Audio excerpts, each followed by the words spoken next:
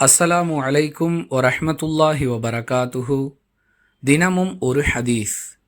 முழு நிலவு தென்படக்கூடிய ஓர் இரவில் நாங்கள் ரசூலுல்லாஹி ஸல்லல்லாஹு அலைஹி வஸல்லம் அவர்களுடன் இருந்தோம்.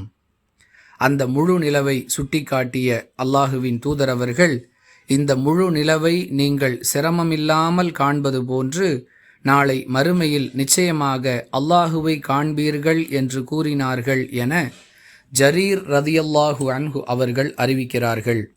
நூல் புகாரி, ஹதீஸ் எண் 554. அன்பிற்குரிய அல்லாஹுவின் நல்லடியார்களே, அல்லாஹுவை காண முடியுமா என்ற கேள்விக்கு திருக்குரானிலிருந்தும் ஆதாரபூர்வமான ஹதீஸுகளிலிருந்தும் நமக்கு கிடைக்கக்கூடிய பதில் என்னவென்றால், உலகில் யாரும் அல்லாஹுவை பார்க்க முடியாது.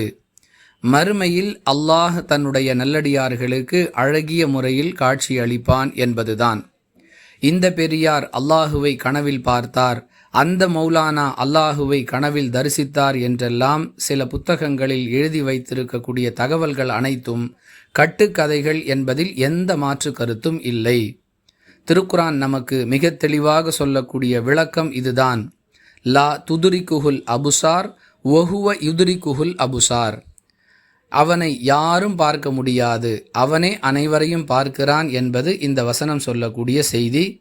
திருக்குரானுடைய 6வது அத்தியாயத்தின் 103வது வசனத்தில் நாம் இந்த தகவலை பெற்றுக்கொள்ளலாம்.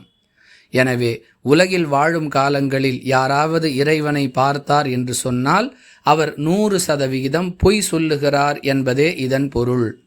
அல்லாஹ் நாடினால் நல்லடியார்கள் மறுமையில் அல்லாஹுவை பார்ப்பார்கள் என்பதை நாம் நம்ப வேண்டும். வாஹிரு தஅவானா அனில் ஹம்துலில்லாஹி ரப்பில் ஆலமீன். அஸ்ஸலாமு அலைக்கும் வரஹ்மத்துல்லாஹி வபரகாத்துஹு.